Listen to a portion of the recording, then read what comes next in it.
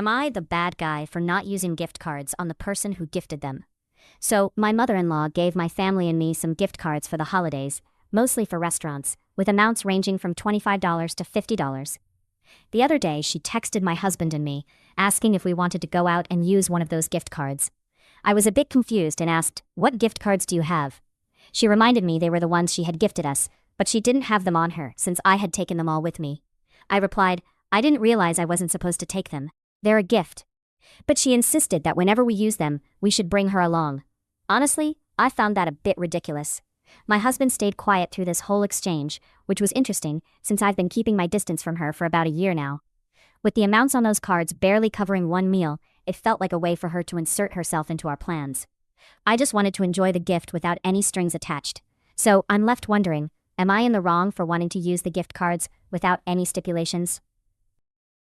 Today I messed up by admitting I didn't keep her number.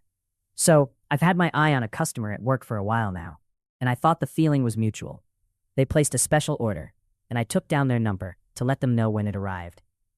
But of course, they came in to pick it up before I could even send a text. When I casually asked about their holiday plans, they kept saying we, so I figured they were in a relationship and decided to back off. But then today they said, "You should text me sometime." My heart raced. I replied, "I didn't keep your number."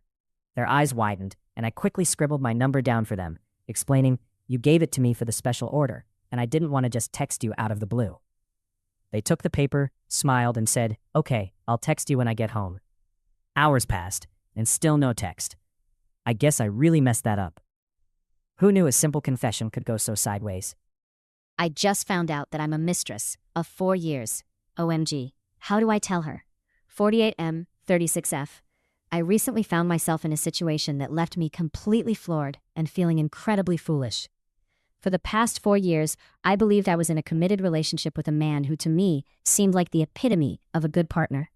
My family and friends often referenced him as a standard for what a good man should be. We had met each other's friends and family, traveled together, and built what I thought was a solid foundation.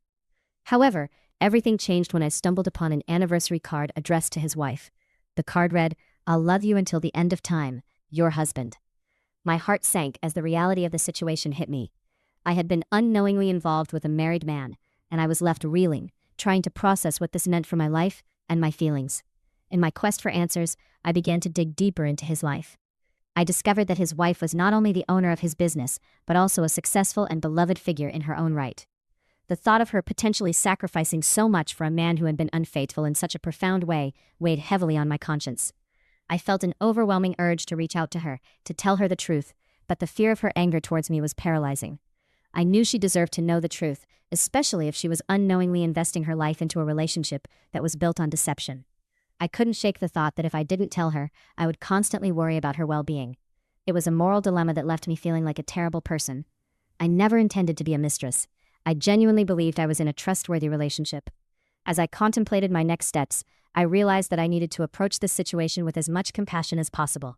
I wanted to be honest and forthright, but I also understood that this was going to hurt her deeply.